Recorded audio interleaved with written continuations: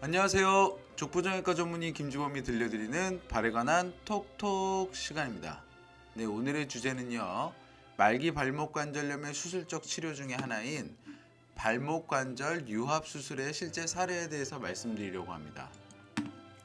네, 먼저 말기 발목 관절염 어떤 병이고 수술은 어떻게 하는지 말씀드릴게요.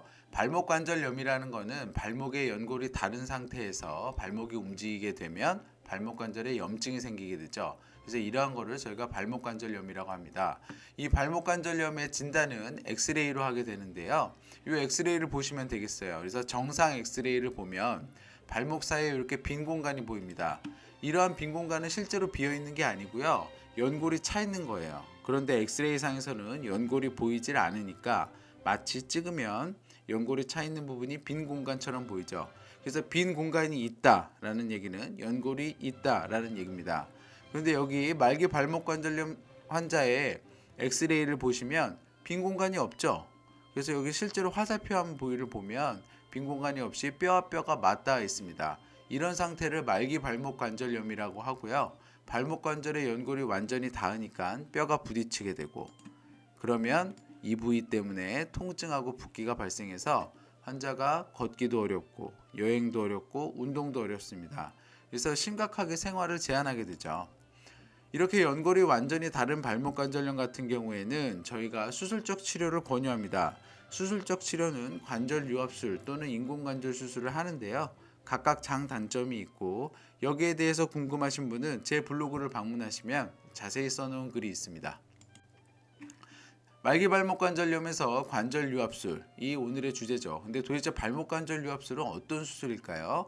발목 관절 유합술은 움직이는 관절을 뼈로 굳혀서 관절의 움직임을 없애는 수술입니다. 연골이 다 닳아서 움직일 때마다 뼈가 부딪혀서 염증이 생기고 그래서 통증하고 붓기가 생기는 건데, 아예 관절을 움직이지 못하게 이렇게 나사로 고정을 해버리면 관절이 움직이지도 않으니까 염증 생길 일도 없고 환자도 통증하고 붓기가 줄어드는 거죠. 그래서 이러한 발목 관절 유합술의 장점과 단점을 말씀을 드리면요. 장점은 관절 자체가 아예 굳어 있기 때문에 환자가 아무리 써도 그다지 영향을 받지 않습니다. 그래서 이 발목 관절 유합술의 수명이 이 발목의 인공관절보다는 더 길죠. 단점은 발목의 움직임이 없어요. 그러니까 환자가 뭔가 모르게 불편한데, 그래도 아예 없으면 너무 불편하니까 이런 수술을 하면 안 되겠죠. 그런데 발목 관절을 굳힌다고 하더라도 이 아래쪽에 있는 발에 있는 관절이 움직여주기 때문에 환자가 생각보다 발목의 움직임이 어느 정도 유지가 되고 걸음도 자연스러워요. 이 부분에 대해서는 제가 뒤에서 실제로 동영상으로 보여드리겠습니다. 자, 이제 말기 발목 관절염에서 관절 유합술을 한 환자의 사례가 오늘의 주제니까요. 환자의 상태에 대해서 먼저 말씀을 드릴게요. 환자는 60대 여성이고 1년 전부터 걸으면 발과 발목에 통증이 심하고 저녁에 발목이 심하게 붓는 것을 주소로 오셨어요. 그래서 환자가 실제 사진을, 환자의 발과 발목의 실제 사진인데요. 발목이 일단 많이 부어 있는데 왠지 모르게 요 바닥도 완전히 다 땅에 닿고 있습니다. 아치가 없어요, 환자가. 그래서 평발이 아닐까 생각을 해서 신발을 봤더니 평발의 전형적인 소견인 내측이 이렇게 안쪽으로 들어가 있는 소견이 보이고, 조각 검사상에서도 아치가 상당 부분 땅에 닿게 되는 평발의 소견이 보였습니다. 그래서 이 환자는 발목 관절염도 있고 평발도 있지 않을까라는 생각을 했죠. 그래서 두 가지를 확인하기 위해서 엑스레이랑 CT를 찍어봤습니다. 그래서 요게 엑스레이고요. 발목 관절 엑스레이 보시면 아까 앞서 제가 보여드렸던 말기 발목 관절염 환자의 사진처럼 뼈와 뼈 사이에 공간이 전혀 없죠. 그래서 이거는 말기 발목 관절염이고요. CT를 찍었더니 뼈 안에 이렇게 큰 구멍이 나 있습니다. 그래서 이렇게 구멍이 나 있네 이렇게 하고 평발은 있나 없나 해서 옆에서 본 사진을 봤더니 아치가 이렇게 많이 무너져 내려앉은 소견이 보였어요. 그래서 진단은 평발과 동반된 말기 발목 관절염이 진단입니다. 근데 그럼 이 환자는 말기 발목 관절염 치료를 인공관절 하면 안 되냐? 인공관절 해도 되기는 될 수는 있겠지만 이렇게 뼈 안에 구멍이 크면 인공관절보다는 관절 유합술이 좋습니다. 왜냐하면 인공관절은 지반이 되는 이러한 뼈들이 튼실하지 못하면 나중에 문제가 될 소지가 많기 때문이죠. 그래서 이 환자한테는 발목을 가능하면 굳히는 방향으로 수술을 하자라고 말씀을 드렸고, 평발에 대해서도 교정을 하는 수술을 같이 하자라고 말씀을 드렸습니다.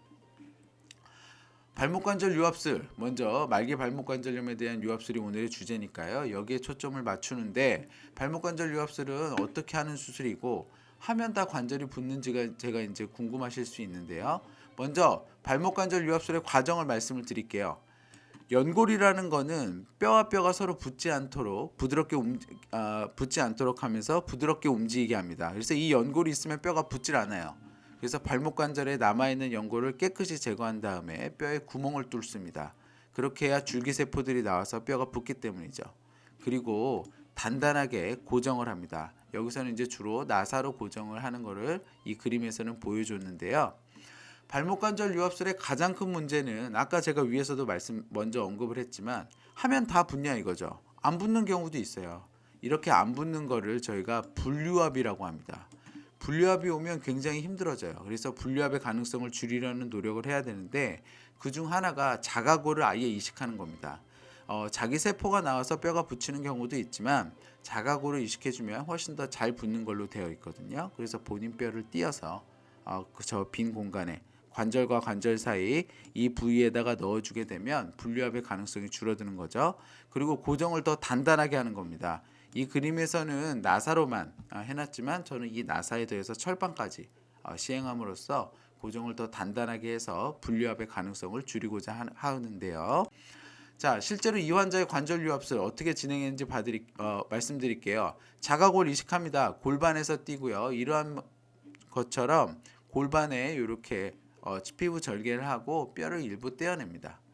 그 다음에 아까 한 대로 연골을 깨끗이 갉아내고 그 뼈의 빈 공간을 이 자가골을 띄어낸 뼈로 다 채워준 다음에 나사를 2개 박아서 고정을 하고요.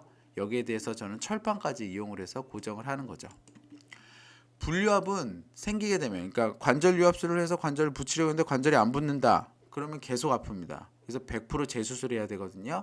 이걸 줄이기 위한 노력을 해야 돼요. 물론 이 불유압의 가능성은 100명 중에 한 2-3명 정도이겠지만 100명 중에 2-3명도 환자 입장에서는 내가 걸리면 100%입니다. 그렇기 때문에 이 가능성을 최대한 줄이려고 하기 위해서 저는 이렇게 단단한 고정과 자가골 이식을 통해서 불유압의 가능성을 줄이려고 노력합니다. 그리고 이 환자는 평발도 있었고, 발목 관절을 유압한다고 해도 평발이 남아있으면 통증이 계속될 수 있기 때문에 평발을 해결하기 위해서 내측주 안정화 수술이라는 수술을 해줬어요. 네, 관절 유압 수술의 과정 및 수술 후 재활은 어찌 되었는지 말씀드릴게요. 입원 기간은 일주일 정도 되었고요. 이 환자는 척추 마취합니다. 왜냐하면 골반에서도 뼈를 떼야 되기 때문에 이 수술은 발만 마취해서는 안 돼요. 그리고 2시간 정도 수술을 진행을 했고요. 수술 후 통증이 심하기 때문에 정맥과 신경 무통 주사를 48시간 동안 놓습니다. 그래서 모든 수술은 48시간이 제일 힘들어요. 수술 후 통증을 조절하는 게. 그래서 이러한 진통제를 정맥으로 들어가기도 하고 신경에 바로 놓기도 합니다. 그럼 이 2가지를 같이 하게 되면 어느 정도는 잘 견디실 수 있어요. 그 다음에 통증이 이제 완전히 마무리가 되면 첫 6주는 통기부스라고 목발을 짚습니다. 절대 체중을 부하면 안 되고요. 그 다음 6주 동안에 서서히 목발을 띄면서 체중을 부하게 만듭니다. 절대 디디면 안 되는 이유는 체중이 뼈로 완전히 붙지 않은 상태에서 디디게 되면 그 힘을 나사와 철판이 받게 되는데, 이 나사와 철판은 환자의 무게를 견딜 수가 없어요. 그래서 뼈가 흔들리게 되고 그렇게 되면 안 붙을 수 있기 때문입니다. 관절이 안 붙는 게 가장 걱정이라고 아까 말씀드렸는데요. 붙었는지는 언제 알 수 있냐고요? 수술 후 6개월째가 되면 대부분 보입니다. 그래서 이때 붙었으면은 나사와 철판을 제거가 가능한데요. 다행히 이 환자도 수술 후 6개월째 엑스레이를 보면 뼈가 붙은 게 보이죠. 그래서 뼈 유압을 확인할 수 있었고, 평발의 교정도 요 낮은 아치가 많이 올라간 것이 확인이 되었어요. 그래서 이 환자는 6개월째에 뼈가 잘 붙었고 동반 변형인 평발도 잘 교정이 된 것이 확인되었습니다. 그럼 관절 유압술을 해도 발 관절이 움직인다고 했는데 도대체 어느 정도나 움직이는지 궁금하시죠? 이 환자 같은 경우에는 꽤 결과가 좋은 상태였는데요. 한번 보실까요? 위아래로. 네. 분명히 발목 관절을 굳힌 상태거든요. 근데 발목이 꽤 잘 움직입니다. 옆에서 움직여보세요. 보실까요? 네, 위아래로 잘 움직이죠. 저도 생각보다 그래서 이거는 발목 관절은 굳혔어도 요 부위에 있는 발 관절에서 움직이기 때문에 이런 움직임이 나오는 겁니다.